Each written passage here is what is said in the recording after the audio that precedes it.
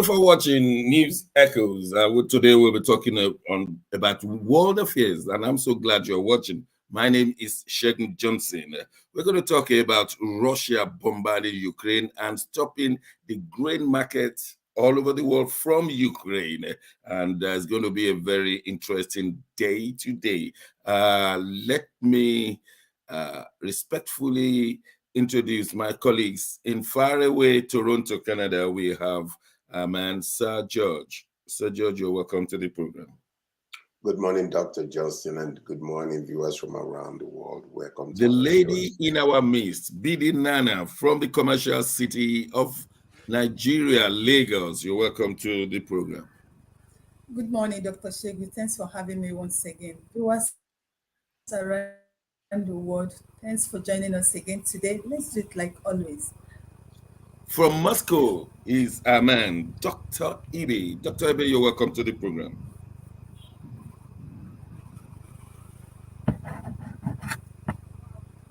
Dr. Ibe. I think he's muted. Well, Dr. He's muted, Ibe. Dr. Ibe. Okay. In the meantime, while we're trying to sort him out, I'm glad to see you and have you, Mark. Hello. You're welcome to the program. Hello. Yes, Dr. Ibe is alive and well now. You're welcome. Okay. Thank you so much for having me. Thank you, viewers, for tuning in. Hello, my dear panelists. Let's do it again. Yes, Massive Mark in Milan. Can you hear me? Loud and clear, Dr. Shegun. It's good to see everybody. The Africans are known to be resilient people. We pull through situations, weather conditions, life, obstacles, and I'm happy you guys are pulling through. It's good to see you all. Are you still in sauna or you're in the steam room? When are you going to leave? It's burning, Dr. Shegun. Western Europe is doing 48 centigrade. That is way far above normal heat. We're slamming real hot. People are melting. So but you see, nature has a way of making things don't go too extreme. Right now out there it's raining. It's raining, even though it rains and it gets hot all over again. So, but at least the rain will cool a little. Then maybe the weekend will be burning. But we are happy. It's God's weather, and all of this makes up life. Thank you, sir. Please keep safe. I was just about to say you don't have to spend money in spa anymore. Don't spend money in steam room, sauna. Now you have the water, you have the water, you have the heat. Well, let's go to where Nigeria was supposed to trounce Canada at the ongoing Women's World Cup. But yesterday they played 0-0. Sir George, I'm not happy that we couldn't give Canada 4-0. What do you say? My presence in Canada enhances a lot of things. Oh, my God. So I just played that. You guys, you've been playing, Nigeria has been playing soccer for many, many years. And we're supposed to be the little kid on the block. But right now we're taking over because of my presence. I hope I concur. is listening I to concur. I hope your Prime Minister is listening to you. Bidi, why couldn't we beat Canada, for God's sake? I mean, they used to be our... Go on, Bidi. I'm actually surprised because our girls played very well. I am telling you, if you watch that match, you give those girls thumbs up. They really played well. But for not scoring, I don't know, but they did well. I'm proud of them. Mark, you love football. But we had a red card also. Remember that? Our Deborah Ajibola. Yeah, but it doesn't stop what they input. They input a great job there. Dr. Ibe, so do we just encourage these girls as we go to the next topic? Yeah, well, safe penalty, decided the fate, but it was a great game. Yes, I heard about that. A safe penalty, So let's Yeah, it's a tough one to swallow, but a bitter pill to swallow. But I think we can accept the result of it. Canada wanted to win the day with a penalty, but our girls were good. Okay, let's just leave that one. Like they say in Nigeria, leave that matter for Matthias. Left that matter. Left that matter. Dr. Abe, we really want your input at this moment. We want to know what's going on. Firstly, Russia is increasing its attack on Ukraine and not allowing Ukraine to survive by not allowing for the grains to get out of Ukraine. Just enlighten us before we have our input. Okay.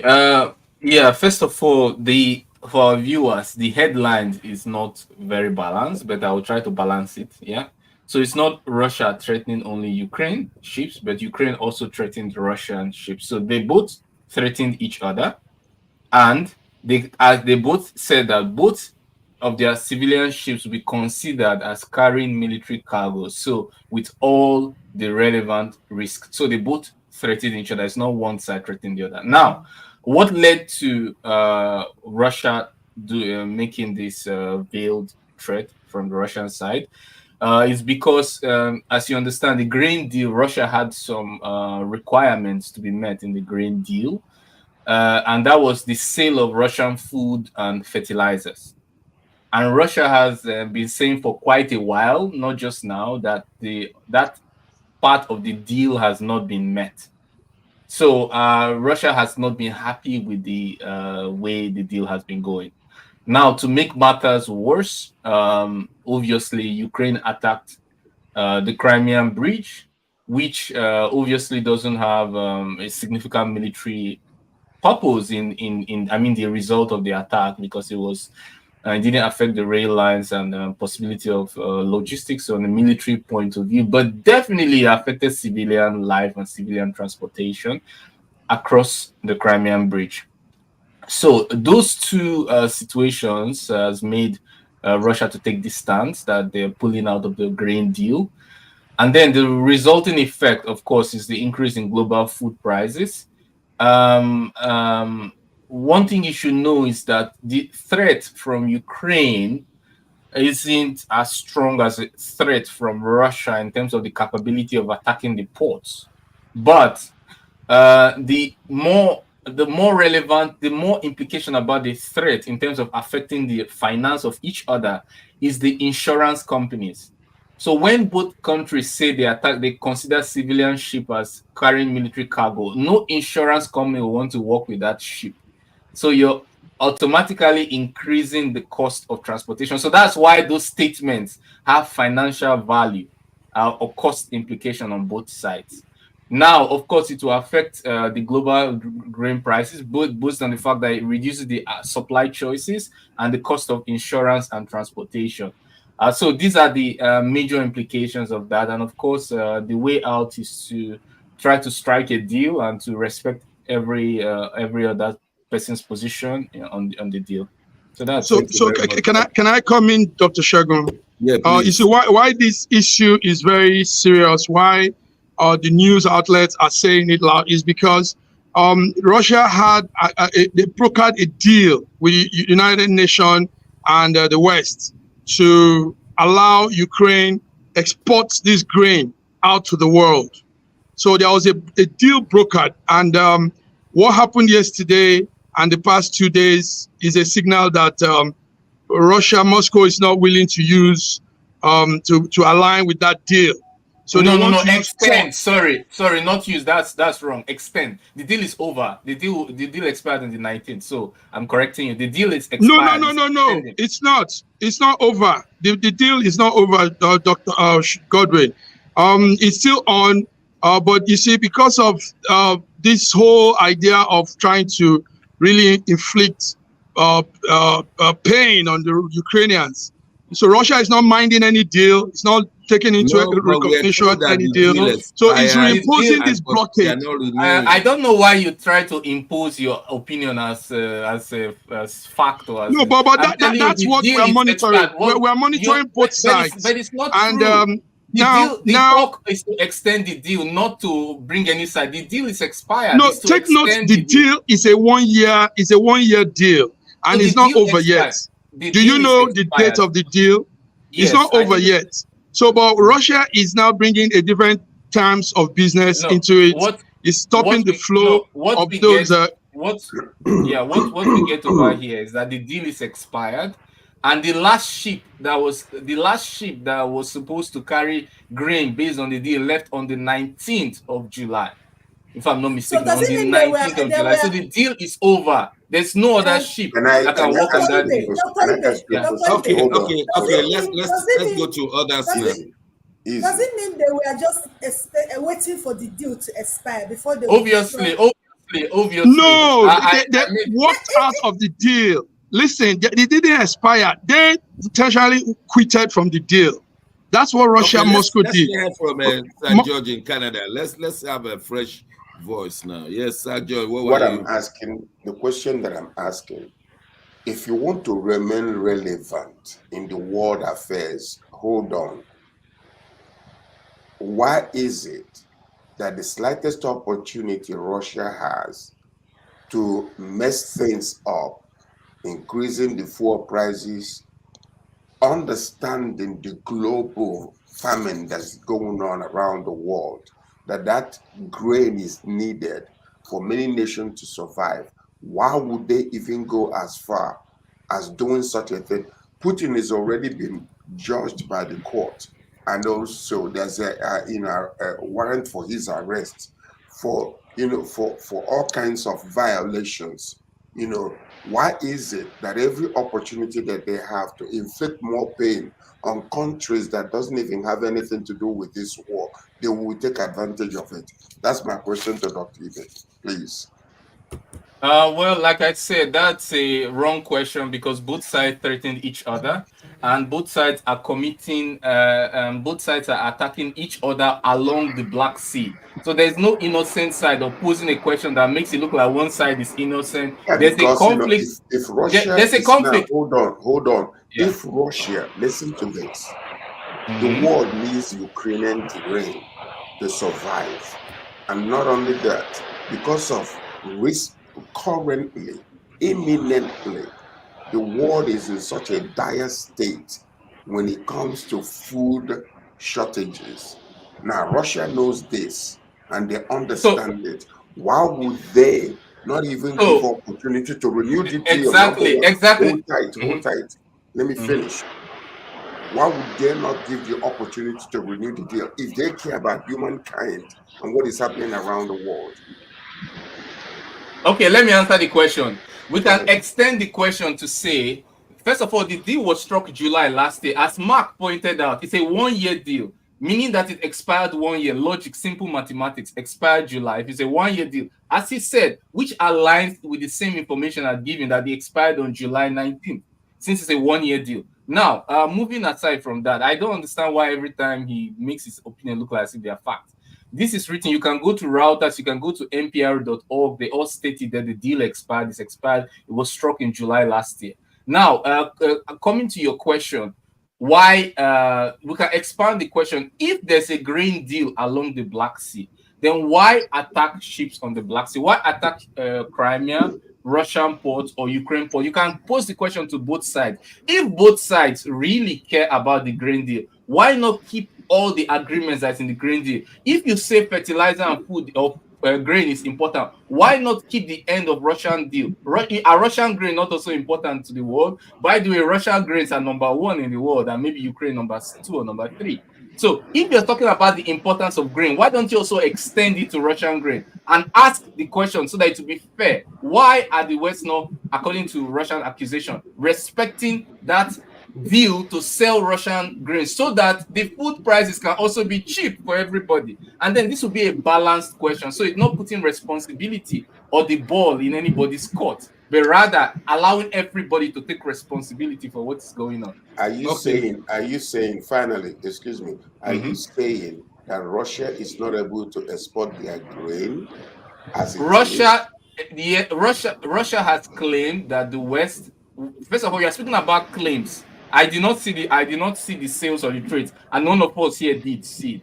But I'm saying that the claims and the data that was published, Russia claims that the West did not respect their own end of the deal in terms of sales of Russian food and fertilizer over this 1 year period. So this is the accusation from the Russian side. So if, like I said, if we care about global prices, as you say, then we should ask both sides to respect all ends of the deal, allow grain to be sold so that in Africa we can have grains at a cheap price. Of course, I'm all for that. But putting the ball in one person's court, acting innocent, and allowing the person take responsibility alone, then that's, of course, that's not a fair position.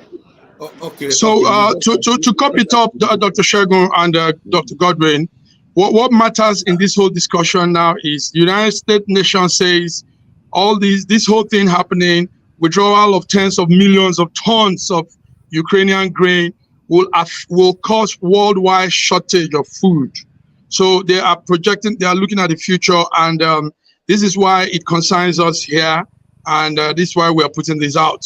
So there will be this very strong world food shortage as a result of this whole thing.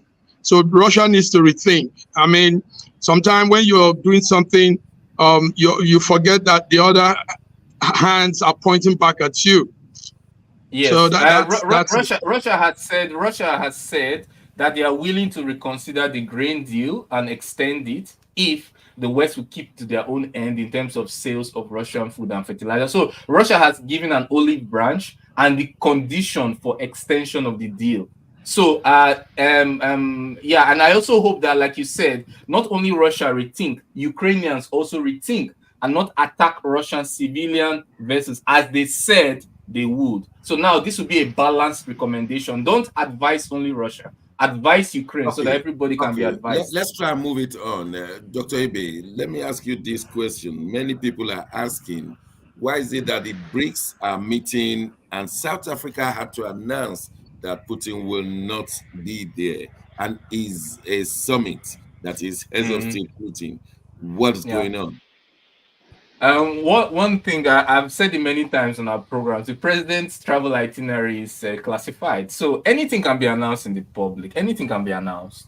You won't know until that day. But let's take, like I said, so many times presidents travel, they don't reveal their travel. And like, Opa, when they come and they've let you see the media and everything. So there's a lot of precedence to this. But like I said, his trip is classified. Now, concerning what I believe, sorry, there's some noise.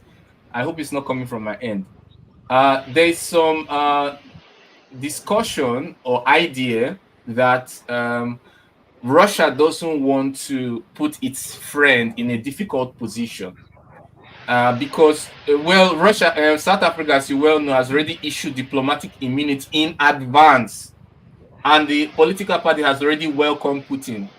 But I believe that his decision to not go is probably connected, I'm speculating, probably connected to not putting his friend and ally in the BRICS in a difficult position, because whether you like it or not, it's not the first time it's happening. Sudanese president has been allowed in South Africa. Even someone who is not as powerful as in terms of geopolitics as Putin has been allowed in South Africa, even with an ICC warrant. And they gave diplomatic. So it's not the first time South Africa is doing it. So it's not a matter of balls or courage. They have done it before and they can do it again and again. But it seems more that it's from the Russian side not to put the difficulty, the ally in a difficult position, at least in the media sphere in terms of announcements. But what we see on that is what is that difficulty? What is that difficulty? Because there is a warrant for Putin's arrest, number one. Another political party in South Africa is actually pushing the ANC that they must arrest Putin if he arrives for that summit. So there's been a whole lot of, the point is, number one, from Russian part, it's been claimed that at this particular moment, Putin is afraid of leaving Russia because of what could happen. That's one. Number two, the warrant of arrest that has been given, which two opposition governments are fighting, that if Putin comes to Russia, that he must be arrested. So these are the, what you might call the confusion or trying to, I believe personally that based on everything that has been said, part of the reason is because of Prigozhin's insurrection in Russia. Putin is not comfortable leaving his seat in that place because anything could happen. Wow. And because they've already threatened, they claim Mm. that the US is actually planning to assassinate Putin. That's a claim, which is not factual. Okay. Anyway, I would like to. the what we got as press people here in Europe is the statement from the South African government saying it's a mutual agreement that Putin will not be allowed to come. So we don't know what is mutual there, but he will not attend the summit, and this is his major. This is like he's one of the initiators of this organization. So not allowing him into his own platform is ridiculous. So we are looking at other things to it. I want to answer your questions. Now let me answer your question now. It's not allowed to come. It's that word there, allowed to come. When mutual agreement. Mutual agreement. That they're two different. Putin must have explained his position and difficulty of living at this time with the fear and the pressure on South Africa to arrest him. That's what I believe that is going on. Yeah, in answering Sir George, I like Sir George's position. It's even though a lot of speculation, but it's has some kind of logical reasoning. Now, yes, there was announced mutual agreement. I also gave my speculation on Russia respecting the pressure. Or now you ask the question, what is the difficulty? The difficulty, like you also answered yourself, is the pressure, the dilemma of South Africa being in the ICC and still having to violate it through their already initially issued diplomatic immunity. And then the minority parties, those parties you mentioned, they are minority parties. The ANC obviously wants Putin, and it doesn't matter what they say. They will just round them all up if they have to. After all, they have done it before for a less prominent figure, Sudanese president. And these guys who were backbiting, they were still the usual backbiter. They couldn't do nothing then, and they still cannot do nothing now. But the problem is, yeah, there was a mutual agreement. That is what was announced. We cannot know what exactly it was. But reading the lines concerning Wagner's, you mentioned the Prigozhin's behavior and all of that. Even I read on the Western publications that they don't even believe that there was an insurrection or that there was a mutiny. And they believe it was all part of the plan. Because right now we can see Wagner clearly armed, clearly redeployed. There's the fourth deployment of armed convoy to Belarus. The latest deployment is the border of Lithuania and Poland in Belarus, from what we get here in the media. So you can see a booming organization, and you can see Putin. Obviously, they met at the Kremlin, both Prigozhin and top commanders in the Wagner. So even the West doubts the idea of it being called a mutiny or a coup d'état. But obviously, it seems more plausible to me that it's respect for his ally and trying to not put them in a difficult position because of the dilemma presented. That's my take on it. Okay. We'll just have to leave it there. And thank you for these discussions. They are very illuminating to know. Didi, at the end of the day, the African states that depend on the Ukraine grains will suffer. And I'm not praying for Putin to go to South Africa and be assassinated. Bidi, you think there could be a nuclear war if anybody in the West should assassinate or even arrest Putin? Or what will happen to this world without Putin? Sorry, let me unmute BD. We're getting some. BD, could you try to say something? It's still muted. Yeah, I've sent an unmute request. Yes. Yeah. Can you hear me? Okay. You muted yourself. Try again. You're muted, BD. Try to unmute. No, it's okay. I know Africans will not do that, but they are trying to use them to do that, and that will be the beginning of World War III, which is even ongoing, but it's not physical. But I don't think that Putin is not coming to South Africa because of that, because nobody will actually arrest Putin in South Africa. The South African government will not allow that to happen in South Africa. I don't know. Like they said, it's a mutual agreement. They are yet to tell Or, us what the or mutual could it be agreement that is. Putin is not feeling well? Putin is ill and nobody can tell us. And Doctor even will what not me say I'm so seeing is because that he's a medical doctor. no. I don't think what I'm seeing is that Putin wouldn't want to leave his environment because of what is going on now between Russia and Ukraine. That's just what me I'm looking at. He wouldn't want to leave his environment. He just want to be on ground to monitor But that and watch shows what is he's really going on. weak. Zelensky is traveling all over the place, and Putin cannot travel all over the place. That He's shows the a lot one of My fighting weakness. Zelensky. He's the one fighting Ukraine. Ukraine is not fighting him. You my understand? Yeah, to answer this question about health, you're quite right. Obviously, we won't reveal medical this thing, but I want to say that when you look at Putin and you look at you hear his speeches, you see how he walks and everything, you can say definitely he looks more healthy than Biden, don't he? Doesn't he? So I think that if Biden is traveling around That the world, is below I the don't think belt. Doctor Putin Amy, that I is don't think below Putin. the No, I'm belt. saying it seems, and they Are they of the obviously same age? Are they of the same yeah, age? but the attacks on the age of a president is not something I like to do. It's just that you brought it up and you've seen this criticism from the Western media, not even from the I if it's can't coming from the believe Russian this. media, I would say okay. But from the Western media, they complain every time about the Senate, especially the Republicans. They're the ones who complain about this. But you don't see even the opposition in Russia complain about Putin's age or capability to lead. So when you bring this up, I want to point to you that there should be no double standard. If Biden can travel to Poland and fall off even after falling off the stage or before falling off the stage, then I believe that President Putin can travel wherever he wants. But Thank you. it's American propaganda. It's the conservative, it's the Republican propaganda. You know that one. But it's Him okay. falling off the stage is not propaganda. I watched the videos. It Well, was at a military event, by the way. There's no propaganda about that.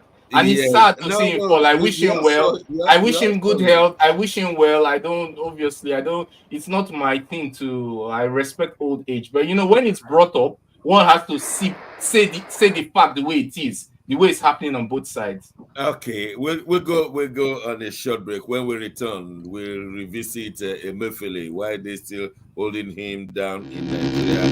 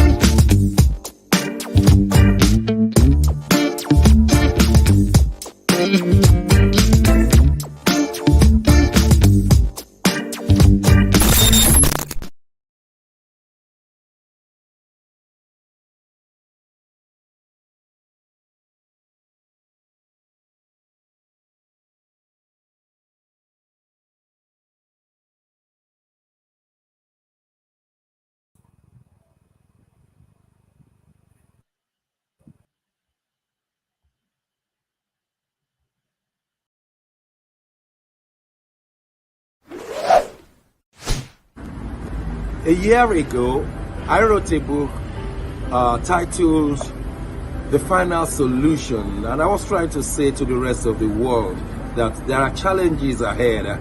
Now, a prophecy did come, and that prophecy is coming Schengen Story magazine is an African international bi-monthly magazine based in Milan, Italy, and founded. Schengen Story magazine is an African international bi-monthly magazine based in Milan, Italy, and founded in 2016. The publication focuses on personalities, fashion, style, entrepreneurship, and culture for Africans.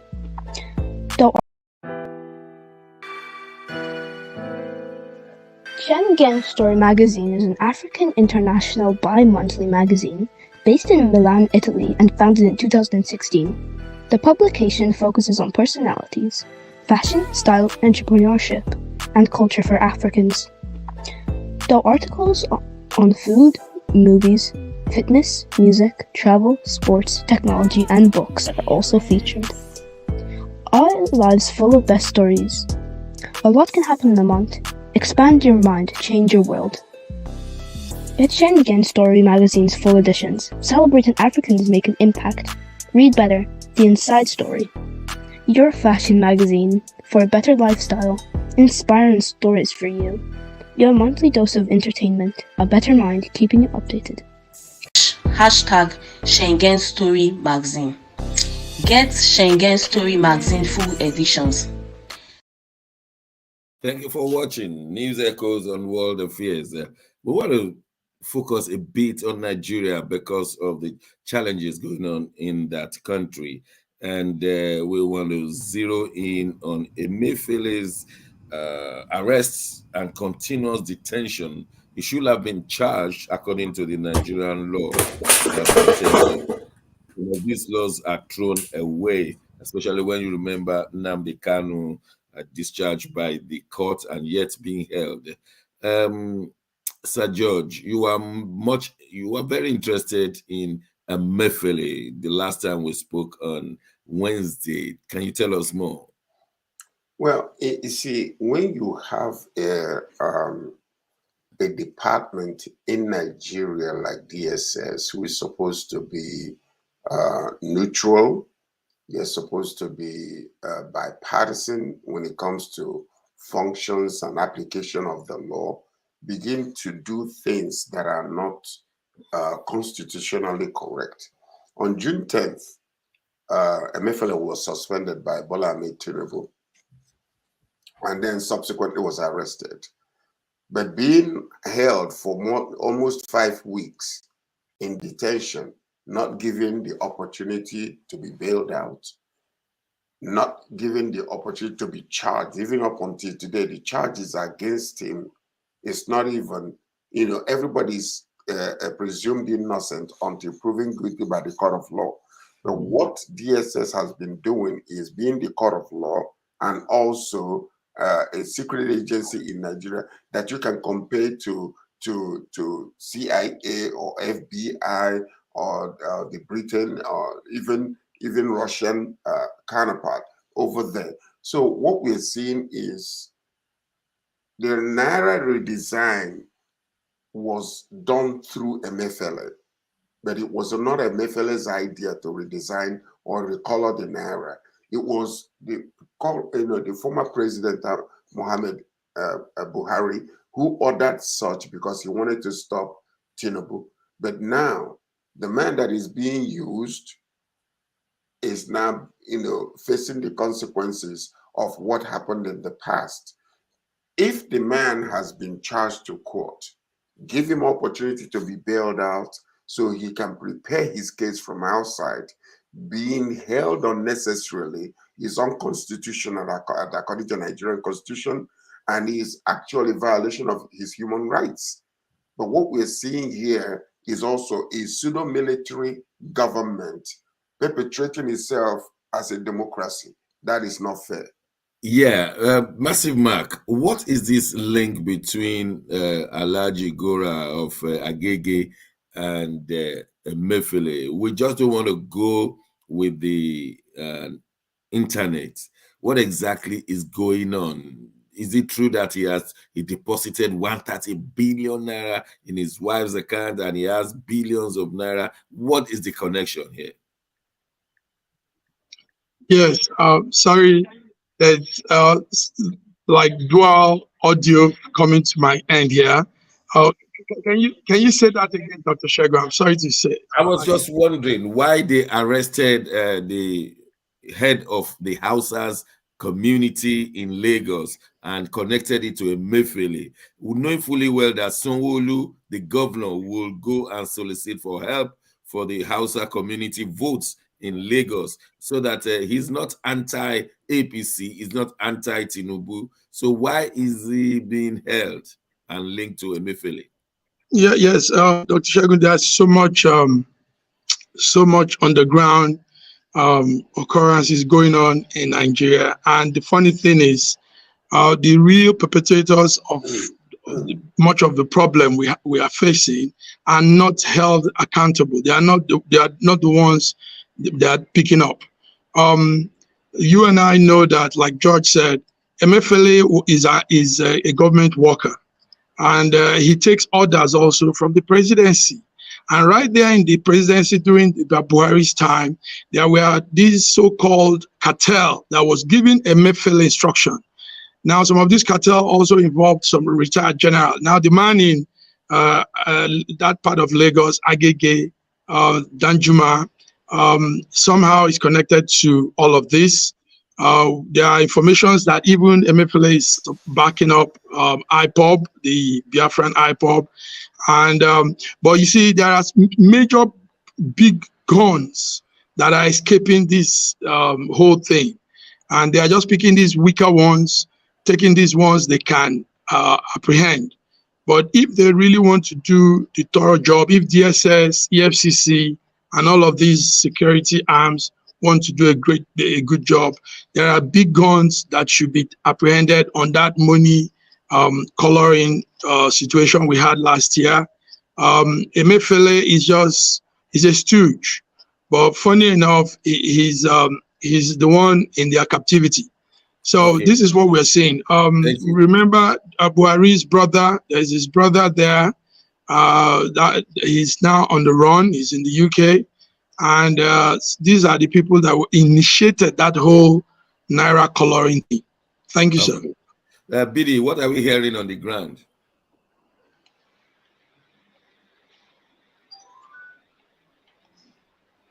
We can't hear you. Please unmute yourself. The Hausa leader in Lagos. Hear me? Can you hear me? Yes, please. Yes. So what is happening with the Hausa leader in Agege is actually a power tussle. The man is to Tinubu government. But you know what this government is trying to do? They want to weaken every person with subdue him. They are trying to subdue him. That's actually what they are trying to do, because they know he has a lot of influence. So we don't want such rival power in Lagos. Are you still hearing me? Because I don't understand. Yes, very well. Go ahead. Can you hear me? Go ahead. Yes. They don't want such big rival power in Lagos.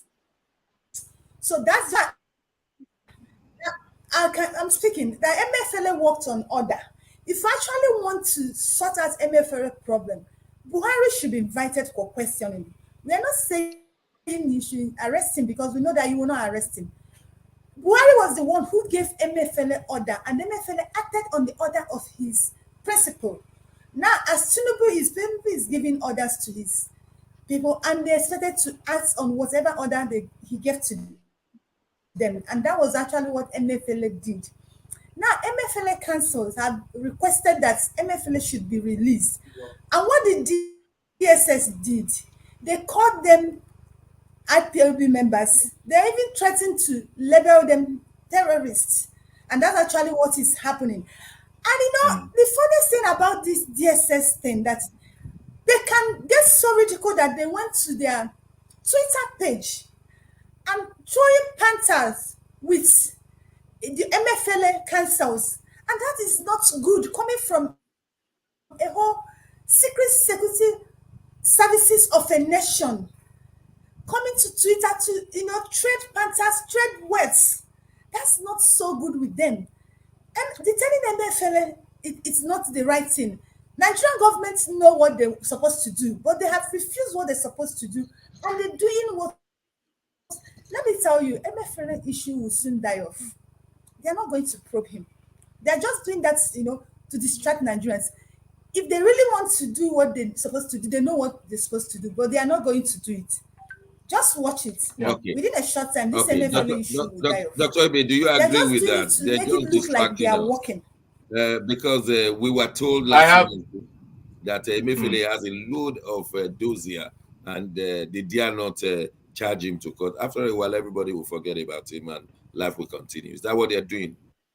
BD has spoken excellently well, and I have no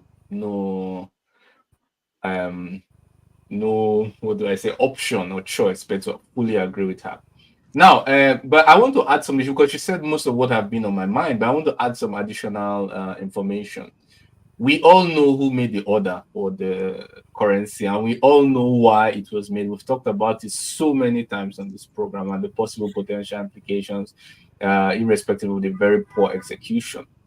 Now, the fact that Emefiele has not mentioned Buhari once in his confession also shows that he understands every single thing. Every single thing that is going on is logical. It is going on the way it would go on in the Nigerian setting. Now, one point of correction I want to make is that I guess what BD said is that if things go the way they're supposed to go, the president is not the principal of the CBN. They are supposed to be independent of each other, and that is the reason why they are not under the government officially. So, but the fact that the CBN governor has to take orders or even implement the wish of the president, irrespective of what he thinks about it, says a lot about the independent nature of the CBN. Now, what BD has said about everything dying down to, I also fully agree with it. In this kind of situation, the logical thing to do is to find out one thing, not who made the order, why it was done. Everybody knows this. Are you telling me this are not? Everybody knows this. What they are only trying to find out is what you call the fifth column. The fifth column. There are people in your party who say they are in your party, but they are not really in your party. There are people infiltrated all over that who have also helped to make this to try to make this a success, but they only do not come out in the public. You want to know everybody who are not loyal to you and who were involved both in the decision-making process and the execution of this plan. Once all that information is gotten, then the logical next step is to release him and forget about the case. And everything is going on exactly logical. Then the last thing I want to add, sorry, before you come in, is the power of the VP. Shetima is no Osinbanjo, with all due respect to both of them. He has much more influence and much more say in what goes on. It's very easy if you have a problem with an Hausa person, it's very easy to contact Shetima, and definitely that message will pass across and he will be free. So once again, there's no, it's just to find out as much information as possible and to show that there's a new boss in town. That's all. Yeah, I don't know why the Hausas are not a threat to Lagosians. In my own opinion, definitely the Lagosians see the Igbos as a threat because they are thriving in their business and buying choice places. But I don't see the Hausas in that light, except that this man has made himself a juggernaut in Agege. All the Hausas submit to him. And so why will he? I think there are more things that we need to know why they are holding this man down. They have not told us, and they've not charged Emefiele. Dr. Johnson. Yes, sir. See, Nigerian system is a very complicated system. What we are looking at right now, okay, look at what BD was talking about. Why the DSS will come out as an independent security agency to start attacking a lawyer who gathered other lawyers to come and fight against the illegal detention of Emefiele. You if you hear the type of words coming out of this foolish person, it is beyond comprehension. An unacceptable language, trying to put Biafra, IPOB, calling him a judge and bail lawyer. Can you imagine such nonsense? An arrant stupidity coming from a government official like that we can compare to CIA or FBI, that tells you how deplorable and how sorry our country has fallen down to.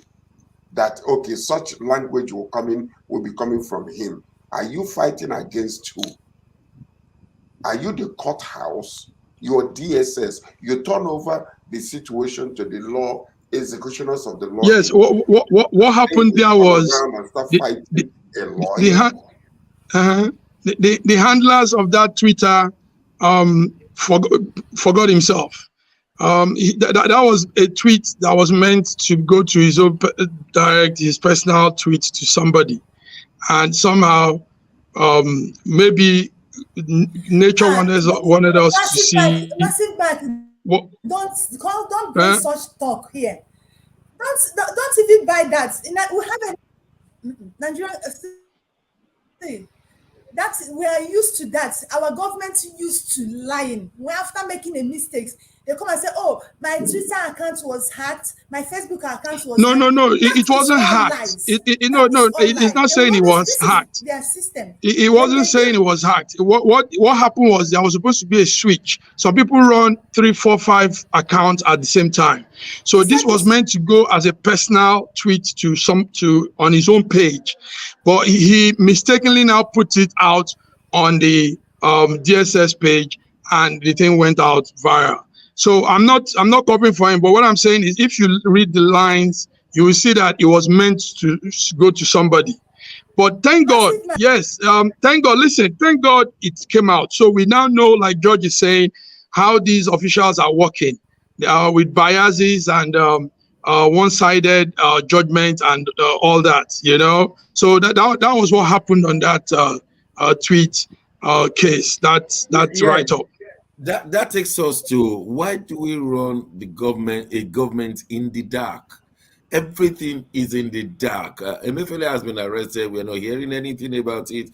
Kyari, we're not hearing anything about. Everything is in the dark, and we know that darkness doesn't give the best at all.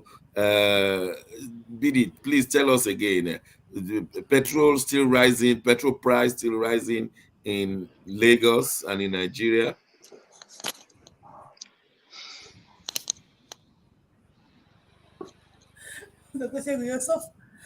Yes, of course, it's still rising. Were you expecting it to come down? Yes, people said it will soon come down. It's still rising. Were you expecting it to come down? Yes, some people were expecting it to come down. Since you were a child in Nigeria, I don't know when. Nothing comes down in Nigeria. Things keep going up. Since I was born, nothing has ever come down. Things keep going up. See, the Nigerian government target is one. Now, that's some technical glitch. Yeah. Okay. Network issue. We'll come back to you. I'm not talking about treating us as citizens. They don't treat us as human beings. It's not good. Now, they've got to rent people. Okay. Didi, we'll come back to you. There's issue with network. That nothing comes down. So this naira is now £1 to, I think, yes, as of yesterday, London was saying £1 to 1111. I'm sure today it must have gone to 1120. But yesterday it was 1111. That is there. So somebody has devalued naira, but they said it's not devalued. Where will this land us to? According to BD, it will never be better, and it will be going up, which means we are getting weaker and weaker in economics. Let me throw it open. Who wants to handle this one? Yeah, I can go in. A slight correction to what BD said. Actually, prices of gasoline fluctuate. They go up, they go down. But the general trend, since when there's a major shift in policy, it can rise significantly beyond the corridor of fluctuation or inflation. Now, the we don't expect fuel to reduce to 300 or 400 as it was when in the presence of fuel subsidy, obviously, because now it seemed to be closer. I don't say exactly, but closer to market economy. So it will more likely fluctuate according to both demand, supply, and a little bit of speculation on the parts of the fuel suppliers and sellers. So it's not abnormal to expect the price to fall after some speculation, but not significantly, not to the level of 300, 400. But yeah, it could fall slightly. But can it always increase and increase? Well, this depends on so many things, including the global oil prices. Because now How we do about the not value have of that. naira? The value of naira depends on the global oil. The value of naira affects the price of fuel because the global price is converted to naira. Obviously, will affect the That's price the of the point we're fuel. making here in England. Let me just tell you, I was discussing with a friend yesterday, and the man was in a cargo business. He said cargo business stopped since the downfall of naira because nobody could determine what how much they would do business anymore. So nobody is Yes, doing business with but Nigeria right now that is because the there's not. problem. Yeah, That is the problem, not because of the falling value of the naira or because of just the rising price of the petrol, but because of the unpredictability of the economy. It's no, worse than someone even should the tell us whether the naira has been devalued or not. Sir George, has the naira been devalued? Tinubu administration should just be able to tell us instead of saying they are floating the naira. They will not be able to because of the secrecy. And you know one thing though, Nigerians are deemed to be the most intelligent beings on the planet Earth today. Everybody from all other countries are saying it. But professing ourselves to be wise, we have become the worst fools ever. That's what we are seeing. Because now, the market economy that we're talking about and all the forces, economical forces that are supposed to either derail or move up or move down, we want to attach ourselves to it. But yet there are other hidden forces that are making decisions for us that they affect the public that is not made public, where those decisions are coming. So what we are looking at right now, if you go to Britain, if you go to Italy, if you go to Russia, if you go to all these other countries, there are forces that are open to everybody. When the inflation is going higher, decisions are made in order to reduce it. It affects the people, but they do understand. But in case of Nigeria, nothing is done openly. Why is that? Number one, because the smoke of the military rule is still working with us. Yeah, we have a shambolic democracy, where one individual can hijack the whole entire system and then sit on it and refuses to do anything that is tangible that will help the people. But they want to throw out, conversations out there as if they are trying to, they really care. The point we're making is if we want to get involved in the systems that are working around the world, we must allow our system to go through the same channel so that when it goes up, it goes up. What BD is saying is so natural in Nigeria that when Naira is devalued and the traders are trading, they will never reduce the price because it keeps going up and up and up unless there is a revolution, economic revolution in Nigeria that will balance the equation. That's the only time it will work. But as it is Massive right mark. now, it's not going to work. Massive mark. It So it appears was that it was the value. Sorry to just answer your question because you didn't pose that direct question. You didn't ask me did the CBN devalue. If in that case, then we can look at the announced rate. As at today, the 21st, it was devalued a little bit. But if we compare the 20th to the 19th, then there was a not a devaluation, rather there was increase in the value of the naira. But as at 20th to 19th, there was almost 2% increase in the valuation of the naira, and then it's been devalued again. So these things are it's still within the corridor of change of naira. I don't think this, But you beyond. see, the thing is, Dr. Talk Shagun, about sorry, something that just came up today. we Something just came up today. Okay, hold on, Mark. Yes, Biddy. Biddies, what came up today? Lagos ports caught fire today, and so many goods cargoes were burnt. The Tinkan entrance sea in Tinkan Island got burnt this early morning, and so many things got burnt. And you will know that this Lagos port is the only working port in Nigeria today. And if this thing is happening, and with what is already happening in Nigeria, I don't know what is going to happen to Nigerians. I don't Thank you for that understand. information. Mark, what were you about to say? Yes, but thank you, BD, for the update. So Lagos Port is on fire. Viewers, you've had that from on ground coordinator. Dr. Shagun, what I want to say is a lot of time the intelligent ones among us, Nigerians, we say things intelligently. But you see, at the end of it, there are more numbers of people that are not intelligent that this whole thing that's happening affects the most.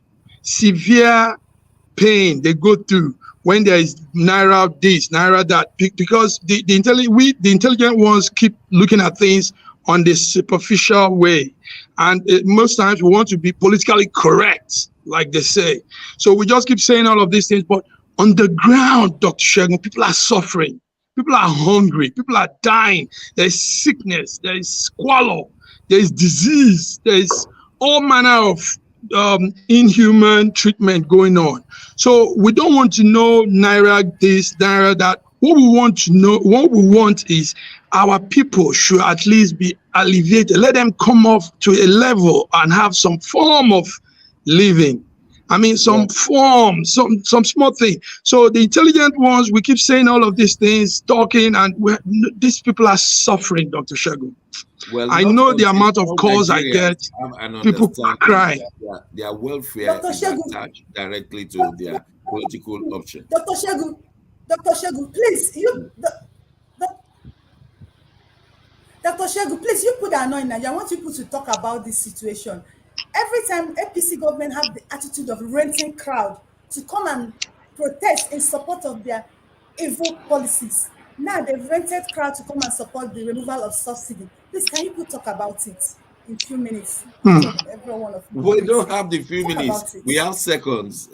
We have seconds. Okay, yes, I tried to. Dr. B, you just showed us a graph. Yeah, yes. I tried to show the weighted average of. I'm trying to show the weighted average of the naira devaluation, so that my words are, as you can see, there was a significant rise after we began to do cancellation of fuel subsidy and other things, and then we can see along the corridor of inflation. He touched something. So I just wanted to show you. He was trying to show us some practical. Sir George, can you say something on what I just said now? Sir George, please, can you say something on that? The point is this. Nigeria has been called the people that suffer and smile.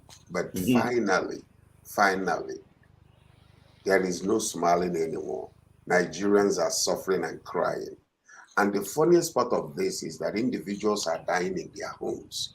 Hunger, disease, and all kinds of things. As a matter of fact, because of hopelessness and despondency in that country, many are dropping dead. People are being buried without being counted as part of the consequences of decisions being made by the governmental officials. So that's what we are seeing. When people die in the villages or die in their house, or somebody, the port is well, I'm afraid that's how far we can go. That's the problem in our country. Sir George, thank you for that contribution. That's how far we'll go today. It's my job to just thank everybody in Milan, in Moscow, in Toronto, in Lagos. And until Wednesday, when we bring you the latest, this is News Echo saying goodbye.